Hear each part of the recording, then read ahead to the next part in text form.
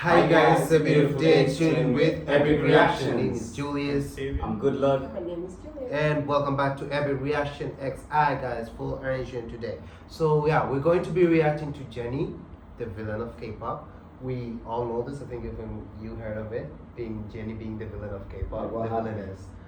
It's Just like a trend. title. People like, it's just like a title given to Jennie. Yeah. Like the appearance and the aura she's given and everything. Yeah, like because Okay. literally I like she style.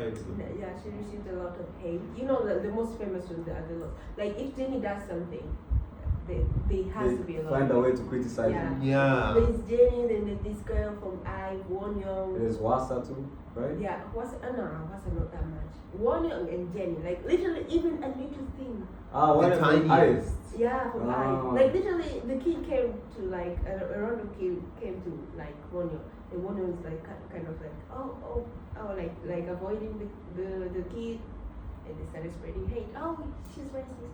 Oh. How can she do that? The K-pop Like, fandom can be toxic every sometimes. For real. little thing.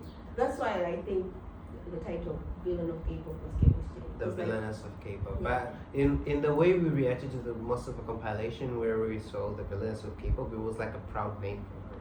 Yeah. Oh. Now first, it was like the hate, like something. It was that, something that it was given by the hate. Yeah, it was given. So by she the kind of hate, like embraced it. Yeah, I and think the so. fans kind of embraced it and made it a trend. Yeah, it made it no, I due get to it, his no, I arrogance. get it, She's okay. arrogant. I was asking myself, why the villain of K-pop? And now you've enlightened to me. Thank you very much. I appreciate that. So yeah guys, before we start this as usual, do not forget to subscribe, comment, share, like to the video and recommend some more stuff I want us to do. Our patrons Epic Reaction exclusive, go there, follow and join more tires. Recently we started a new VIP tire, so yeah, 2 slots, join it there. Let's go. Previously on Avatar. A disclaimer, I do not have all the facts. I'm sure Blinks themselves and Jennie fans have much more information than I do, so I defer to their greater wisdom in this case. As someone who's neither a Oh, Blink shit, that's nor a awesome. Jennie fan, I've also tried to keep to the basics with this video. In the pursuit of transparency, I believe it's important that you know that I have criticized YG Entertainment in the past, and I still stand by those beliefs. I still have issues with YG as a company, but I think it's important for you to understand that my research on Jennie is separate from my opinions about YG. Jennie is a person. Even if you don't really like her, I need to hammer home that she is a person. Please keep that in mind.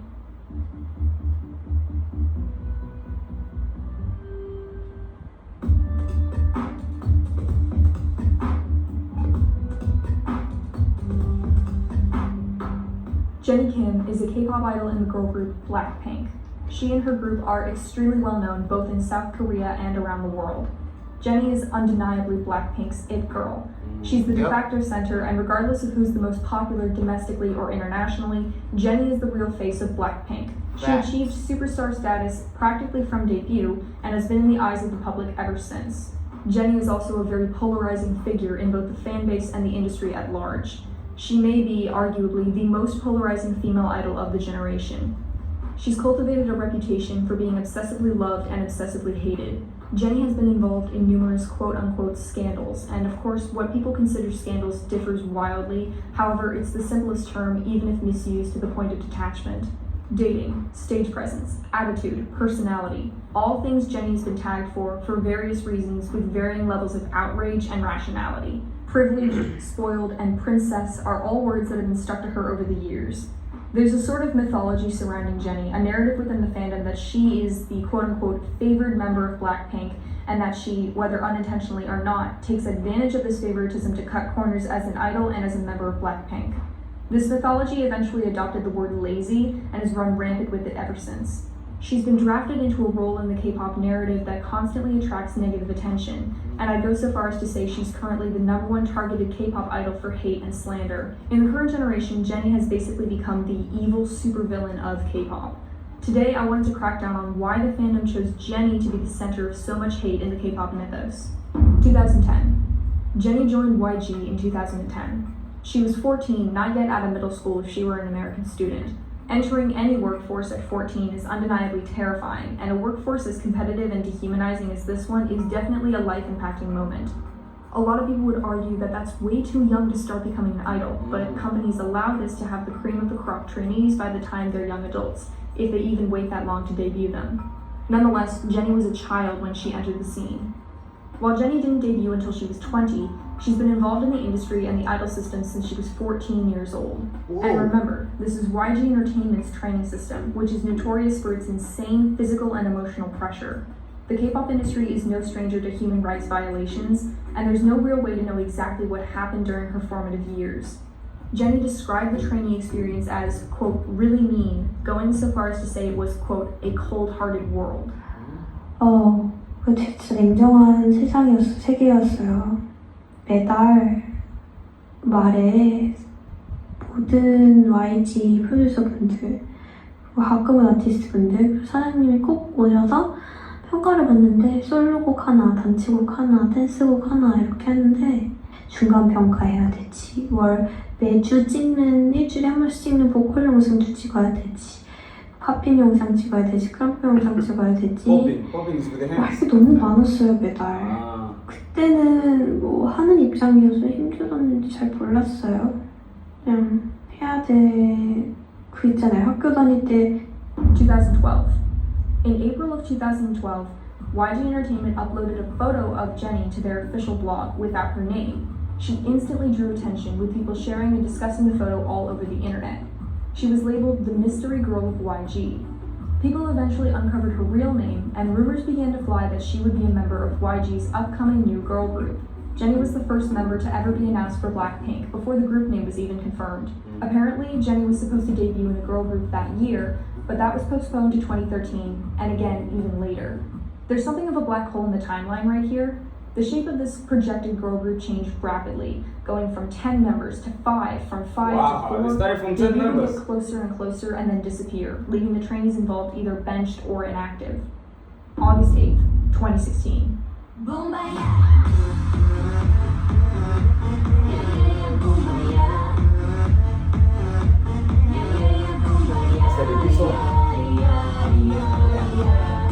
Finally, Blackpink was Whistle. debut. Ah. They were YG's first girl group in nearly 6 years.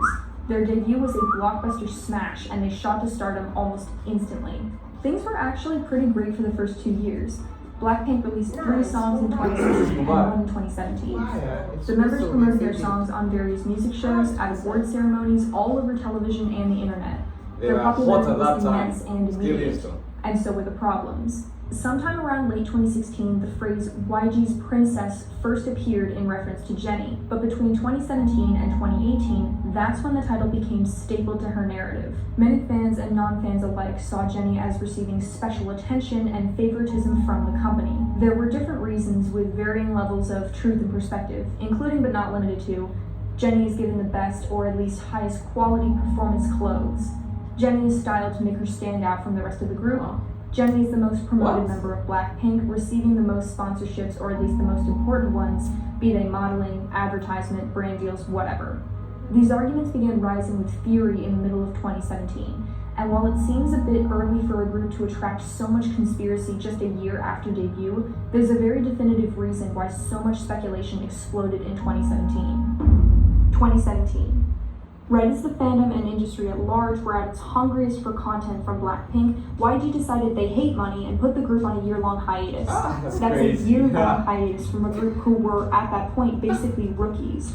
Apart from advertising and the occasional live performance, the group practically vanished. They did release That one meme, song, bro. As If to That Last, in the vanished, earlier bro. half of the year, and boy did it seem like it was our last. The fans were stranded high and dry, and to say this caused frustration is an understatement. YG Entertainment had built unbelievable hype for Blackpink, and then gave the fan base a big ol' middle finger and a cordial fuck you.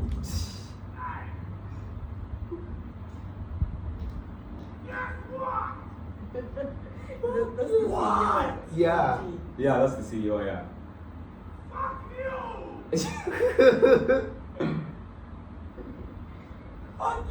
Confused, aggravated, and rightfully angry, fans and non-fans began digging into anything Blackpink that they could. MR removed videos, choreo comparisons, fan theories, plots to storm because people YG, are anything not and having anything a lot they of could to content. keep That's why they Blackpink started doing alive that. in their minds.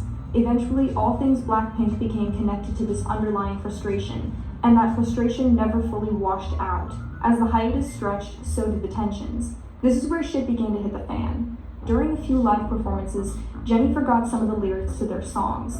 Given industry standards for perfection, Jennie's previous dedication to precision, and the overall fandom frustration, it turned into something of a deal.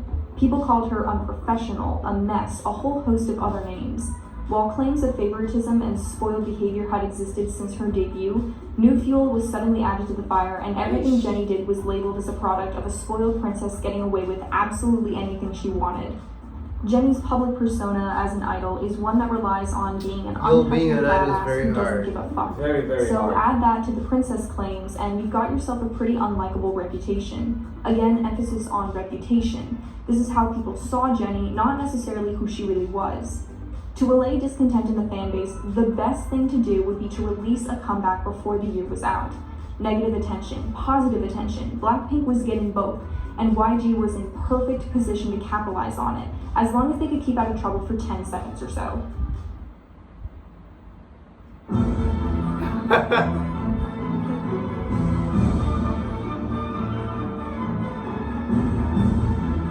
Stocks dropped.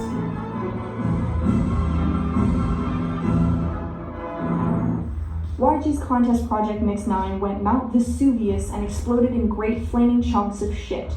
After scheduling the winning group for debut, YG canceled the entire thing and their finances collapsed. What? The company's revenue dropped by over 30% and they lost over $9 million. The failure of the show was so great that JYP replaced YG as the second highest earning company, and agencies cut ties with YG left and right.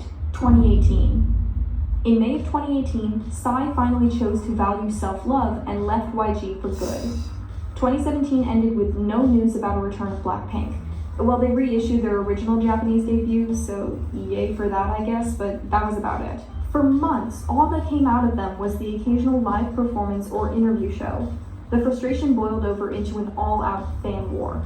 The words overhyped and overrated were appearing left and right. Many people were angry that YG Entertainment was benching such a popular group. Other people were angry that a group with so little content was even popular to begin with. And even more people were angry that others were angry at everyone else for being angry. Everyone was mad at everybody for absolutely everything all the time, and where on earth was Blackpink? And once they release something, it's always a band. They never played. There they are. Finally, after 10,000 years, Blackpink had a comeback. 10,000 Square Up was years. a major success, and its flagship track Da Da Da Da was a commercial explosion. Finally, fans were getting content again. Except this time, things felt a little different. Right off the bat, people began commenting on Jennie's presence, noting a lack of expression, enthusiasm, and overall energy in both the music video and on stage.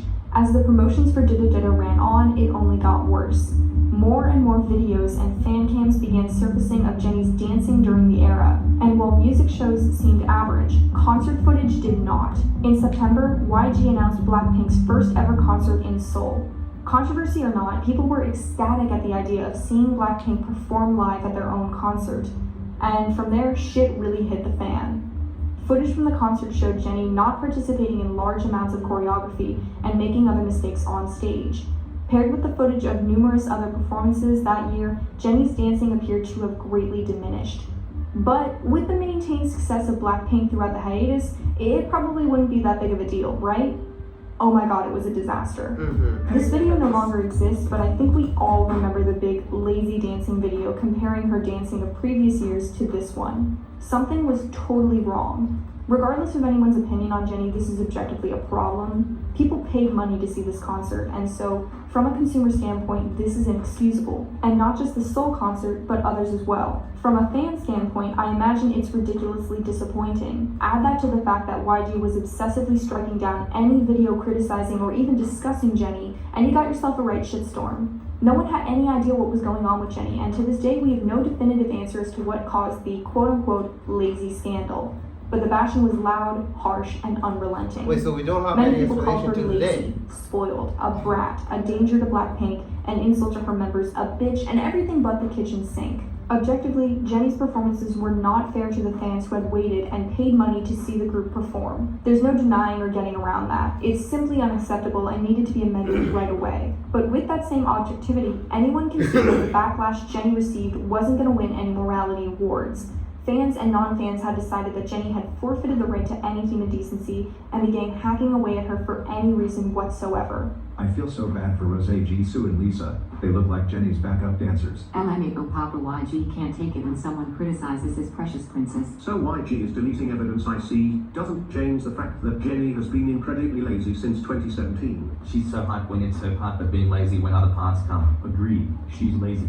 Feel bad for people who actually spent money to see this half-hearted performance. Don't get what she's so lazy for. She doesn't even care for the fans who paid tons of money to attend the concert. The fact that she got different clothes and stuff doesn't change that she is a lazy ass. Sorry, hun. Come on, stop defending. It's obvious. Hello, princess. Wake up. You're on stage. Each person paid $100 to watch you. Obviously, her 6 years of training have really served her nothing. Jennie perfectly knows that she is YG's favorite and knows how to take advantage of it. Shame on her. Is she dancing or just walking on stage? The problem was there was genuine constructive criticism emerging at the time, but with so much hate flying around, actual criticism was either buried at the bottom or excused by overly protective fans who were labeling everything as hate and saying to hell with the whole thing. Something worth stressing. Most people are rational. The vast majority of K-pop fans weren't typing away on their keyboards slamming Jennie or compulsively defending her. The problem is that the less calm people often yell louder. And considering the fact that the international fandom is majorly internet-based, boom, total chaos. Rumors began flying. Defensive fans scrambled left and right to come up with any sort of justification for Jennie's performance. Some people called back to her injury from 3 months back where she strained her ankle dancing, despite confirmations before the concert that she was healed. Others began theorizing about problems in her personal life. The word depression surfaced and people ran miles with it. 인터넷 접속하면 가장 뭐해?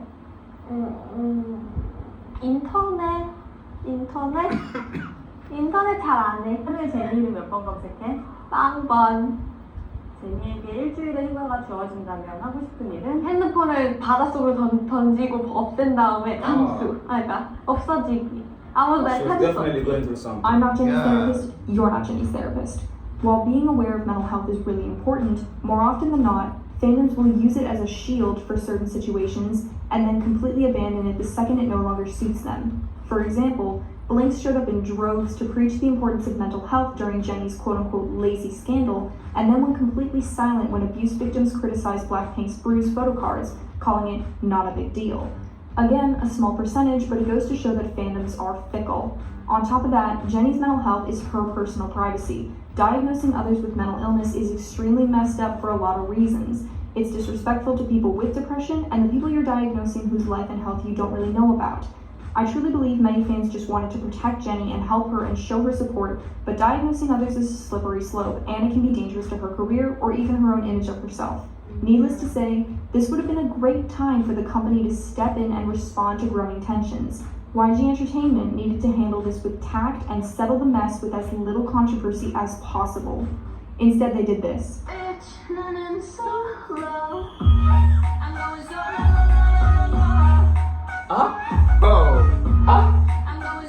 What the? In 2018, Jennie had her solo debut. Her song Solo quickly That's how they became one of the responded, most that's controversial great. releases of the year. It seemed that all that talk about favoritism was actually being confirmed. YG did say the other girls would get solos, but as of the making of this video, none of them have been released or even discussed. And here's where it gets worse. The only good thing that came out of all this mess was this iconic performance of Solo.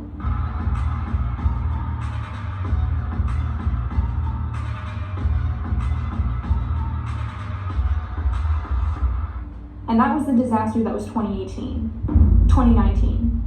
This brings me to one of the genuine villains of K-pop, Dispatch. On the first fucking day of 2019, What Bro. the hell? a scandal-breaking Dispatch is network dangerous. revealed that Jennie and EXO member Kai were dating. Listen, you This son of much a is bitch. dangerous. What the fuck's your problem? Like, I don't know where they're hiding or what they're doing. Like, literally, a celebrity can go like at night with like maybe his girlfriend or her Girl, boyfriend. don't. But we don't know where they get evidence, but they got They have the evidence. pictures, Like they pictures, expose it. videos. That's why, like, right now it's a meme among K-pop idols and fans, like K-pop celebrities, like fans, K-pop fans. Like it's a meme about dispatch. Like if you're not careful, dispatch, like literally, it's everywhere. I'm aware of them. Yeah, at that time, I remember the like 2015, 16, 17, where some idols were being exposed by dispatch. That's crazy. And they're very cruel. Like they Very, have very this cruel. evidence, like you can't even deny. That's business. Because they have yo. proof, you can't deny. Yeah, That's business. They have to do it. They have to expose her. you just have to stay silent sometimes. Shit? You fucking goddamn fucker? Listen, fuckhead. You But fucking they're not always right. The photos showed up everywhere, and eventually Kai's company, SM Entertainment, confirmed that the two were dating. YG, on the other hand, had trouble discerning romantic partners and Uber drivers. Bless their hearts, they have no idea how to handle anything, do they? People began to badmouth Jennie on principle, saying that she was breaking her contractual dating ban and YG was letting her get away with it. This is sort of misleading, as YG's dating ban holds effect only until you debut as an idol. Jennie was perfectly within her rights to date freely, but remember, the K-pop industry thrives on idols appearing available, and secret dating between idols can reflect badly on reputations. It was especially controversial for Jennie to be dating another idol when the memory of Hyuna and E'Dawn was still fresh. Yeah. Of course, That's Jennie's the girl. not responsible in any way Yeah, for that's Cube Hyuna. or the industry's And messed up E'Dawn. standards, but she got flack for it anyway. As soon as it all started, the relationship was over. Kai and Jennie broke up at the beginning of 2019 for reasons we'll probably never know but can damn well guess at. Once again, Blackpink was on hiatus and people were pissed. And that's the basics of it. After looking at all of this, Blackpink in general has a frustrating mythos.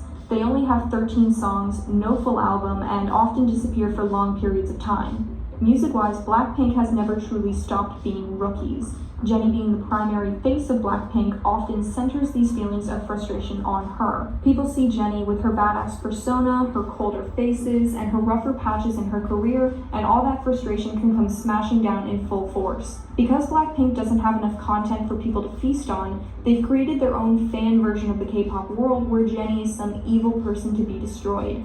They made her into a Bond villain who wanted to leave the group and destroy the other members' success and not give a shit about fans, because it was more fun to have someone to target than to face the fact that YG Entertainment is ultimately a faceless company that can't be attacked. People couldn't bully YG into giving them music, but they sure as hell could take out their anger on Jennie. Fandoms need villains. They strive on having people to uphold like gods and people to tear down as scum. Jennie was in the perfect position to become the latter. So there it is. It's a mixed bag with no real binary answer. Jennie dropped the ball during her 2018 performances, that's true. So where's Jennie now? Jennie is international now. Yeah.